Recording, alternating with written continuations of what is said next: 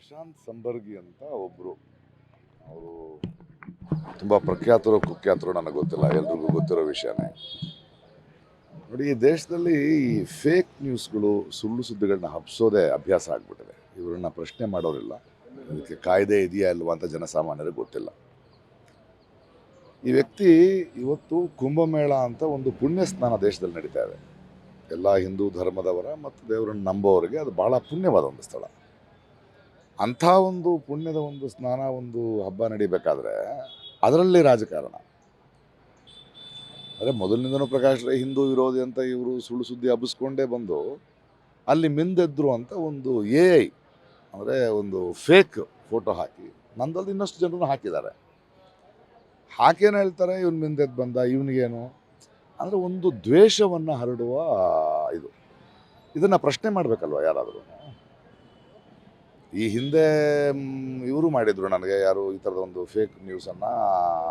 ಆವಾಗ MP ಆಗಿದ್ದ ಪ್ರತಾಪ್ ಸಿಂಹರವರು ಇದೇ ಕೋರ್ಟ್ ಕಟ್ಟಕಟ್ಟೆ ನಿಂತ್ಕೊಂಡೆ, ಕೊನೆಗೂ ಅವ್ರು ಬಂದು ಅವ್ರು ತಪ್ಪು ಅಂತ ಗೊತ್ತಾಗಿ ಕ್ಷಮೆ ಕೇಳೋ ತನಕ ಬಿಡಲಿಲ್ಲ ನಾವು. ಇದು ಹೀಗೆ ಮುಂದುವರಿಯೋದು ಬಹಳ ತಪ್ಪು. ಯಾಕಂದರೆ ಇವರು ನಿಜವಾದ ಧರ್ಮದ ಅವರಲ್ಲ. ಇವರು ಕಾಯ್ತಿರ್ತಾರೆ. ಈ ತಿರುಪತಿನ ಲಡ್ಡು ಇಶ್ಯೂ ಆಯ್ತಲ್ಲ, ಹಾಗೆ ಸುಮ್ಮನೆ ಹಬ್ಬಿಸ್ಬಿಡ್ಬಿಡೋದು, ಕಲ್ತಿ ಆಗಿಬಿಟ್ಟಿದೆ ಅಂತ ದೊಡ್ಡದಾಗಿ ಮಾಡಿಬಿಡೋದು. ಜನ ಅವರ ನಂಬಿಕೆ, ಅಷ್ಟು ಪ್ರೀತಿಯಿಂದ ಹೋಗ್ತಿರೋ ದೇವಸ್ಥಾನದ ಮೇಲೆ ಅವ್ರ ಮನಸ್ಸಿಗೆ ಆಘಾತ ಮಾಡಿ ಒಂದು ರಾಜಕೀಯವಾಗಿ ಏನೋ ತೊಗೊಂಡು ಆಮೇಲೆ ಏನಾಯಿತು ಗೊತ್ತಿಲ್ಲ, ಹಬ್ಬಿಸ್ಬಿಡೋದು ಅಷ್ಟೇ. ಇತ್ತೀಚೆಗೆ ನಾನು ಮೊನ್ನೆ ಒಂದು ಕೇಸ್ ಗೆದ್ದೆ. ಅದರಲ್ಲಿ ಏನಂದರೆ, ಬಾಂಗ್ಲಾ ಯಾವುದೋ ಒಂದು ಇಂಡೋನೇಷ್ಯಾದಲ್ಲಿ 97% ಮುಸ್ಲಿಮರಿದ್ದಾರೆ, 1% ಕ್ರಿಶ್ಚಿಯನರಿದ್ದಾರೆ, 2% ಅಷ್ಟೇ ಹಿಂದೂಗಳಿದೆ, 1100 ದೇವಾಲಯಗಳಿದೆ, ಅಲ್ಲಿ ಯಾವುದೇ ಹಿಂದೂ ಧರ್ಮಕ್ಕೆ ತೊಂದರೆ ಇಲ್ಲ ಅಂತ ನಾನು ಕೊಟ್ಟೆ ಸ್ಟೇಟ್ಮೆಂಟ್ ಇವರೇ ಪೋಸ್ಟರ್ ಮಾಡಿಬಿಡೋದು. ವಾಟ್ಸಪ್ ಯೂನಿವರ್ಸಿಟಿಗಳಲ್ಲಿ, ಈ ಜಲತಾಣಗಳಲ್ಲಿ ಅಣಿಸ್ಬಿಡೋದು. ಅದಾದಮೇಲೆ ಜನ ನೀನು ಹೆಂಗೆ ಹಿಂದೂ ವಿರೋಧಿ ಅಂತ. ಈ ವ್ಯಕ್ತಿ ಅದೇ ಕೆಲಸ ಮಾಡಿದ್ದಲ್ಲದೆ ಅದಾದಮೇಲೆ ANI ರಿಪೋರ್ಟ್ ಇದೆ, ಅದು ಸರಿಯಾದ ಪಿಕ್ಚರು, ಇವ್ರನ್ನ ಹಿಂಗೆ. ಸೊ ನಾನು I went to the commissioner and I came to this and ಮಾಡಿದೆ. ಇದು ಪ್ರಾಬ್ಲಮ್. FIR ಮಾಡ್ತಿರಲ್ಲ, FIRನಲ್ಲಿ ನ್ಯಾಯ ಸಮಿತಿಯಲ್ಲಿ ಇದೆ. ಈಗ FIR ಆಗಿದೆ, ಇನ್ನೊಂದು 15 ದಿನದ ಆ ವ್ಯಕ್ತಿ ಬರಬೇಕು, ಸತ್ಯಾಸತ್ಯತೆಗಳು ಗೊತ್ತಾಗತ್ತೆ. ಇದು ನನ್ನ ಒಬ್ಬನ ಹೋರಾಟ ಅಲ್ಲ, ಇದು ಜನರಿಗೆ ಗೊತ್ತಾಗಬೇಕು ಏನಾಗ್ತಿದೆ ಅಂತ. ನೋಡಿ, ಭಾಳ ವರ್ಷಗಳ ಹಿಂದೆ ತುಂಬ ನೋವಿನ ಸಂಗತಿ ಅಂದರೆ ಈ ಫೇಕ್ ನ್ಯೂಸ್ಗಳು ಇವತ್ತಿನ ಸಮಾಜವನ್ನು ಎಷ್ಟು ತಲ್ಲಣಗೊಳಿಸಿದೆ. ಒಬ್ಬ ವ್ಯಕ್ತಿಯನ್ನು ಈ ಫೇಕ್ ನ್ಯೂಸ್ಗಳ ಮೇಲೆ ನಂಬಿಬಿಡೋದು. ಯಾಕೆ ಕೆಲವು ವರ್ಷಗಳಿಂದ ಅಷ್ಟೇ ಪಾಪ ಅರ್ಧ kg ಮಟನ್ ಮನೆಗೆ ತೊಗೊಂಡೋಗಿದ್ರೆ ಅದು ಬೀಫು ಅಂತ ಹೇಳಿ ಅವ್ನು ಯಾಕೆ ಸತ್ತ ಎಳೆದು ಕೊಂದ ಮೇಲೆ ಗೊತ್ತಾಯ್ತಂತೆ. ಮೊನ್ನೆ ಒಂದು 26 ವರ್ಷದ ಹುಡುಗ ಅವನೇನೋ ಮಾಡ್ತಿದ್ದಾನೆ ಅಂತ ಅವ್ನು ಅಟ್ಟಿಸ್ಕೊಂಡು ಹೋಗಿ 37 ಕಿಲೋಮೀಟರ್ ಅಟ್ಟಿಸ್ಕೊಂಡು ಹೋಗಿ ಕೊಂದ ಮೇಲೆ ಗೊತ್ತಾಯಿತು ಅವನು ಅಪ್ಪಾವಿ ಅಂತ. ಪಾಪ ಏನು ತಪ್ಪು ಮಾಡಿಲ್ಲ ಅವನು ಅಂತ.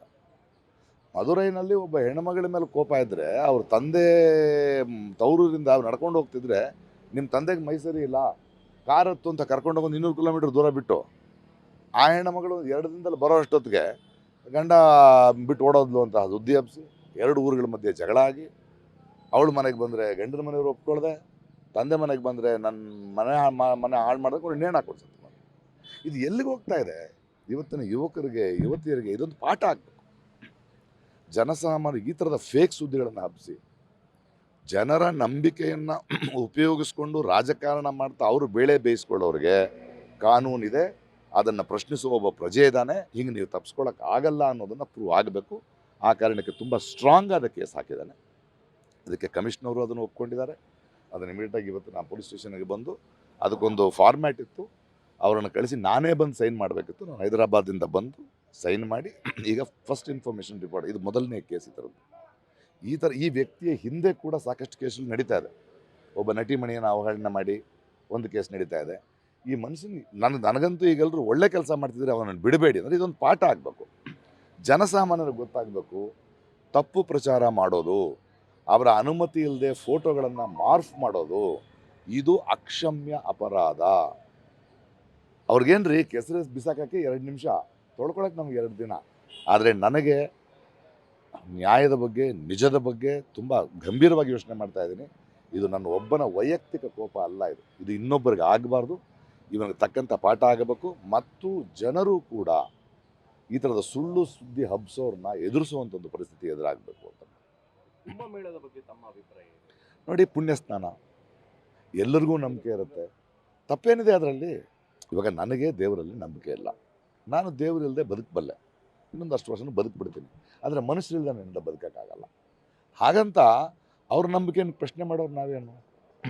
ಅವ್ರಿಗೆ ಅದರಲ್ಲೊಂದು ಸಂತೋಷ ಇದೆ, ಅದರೊಳಗೊಂದು ಇದಿದೆ ಅಂದರೆ ಹೋಗಲಿ. ಮನಸ್ಸಿಗೆ ಶಾಂತಿಯನ್ನು, ಮನಸ್ಸಿಗೆ ತೃಪ್ತಿಯನ್ನು ಅಥವಾ ಯಾವುದೋ ಒಂದು ಚೈತನ್ಯವನ್ನು ಕೊಡುತ್ತಾನೆ ಎಲ್ಲ ನಂಬಿಕೆಗಳು. ಅದನ್ನು ಉಪಯೋಗಿಸೋದಿದೆಯಲ್ಲ, ಅದನ್ನು ರಾಜಕಾರಣಕ್ಕೆ ಉಪಯೋಗಿಸೋದು, ದ್ವೇಷಕ್ಕೆ ಉಪಯೋಗಿಸೋದು, ಇನ್ನೊಬ್ಬನ ಇದ್ರ ವಿರುದ್ಧ ಅಂತ ಎತ್ತು ಕಟ್ಟೋದು, ಸುಳ್ಳು ಹೇಳಿ ವಾಟ್ಸಪ್ ಯೂನಿವರ್ಸಿಟಿಗಳ ಮೂಲಕ.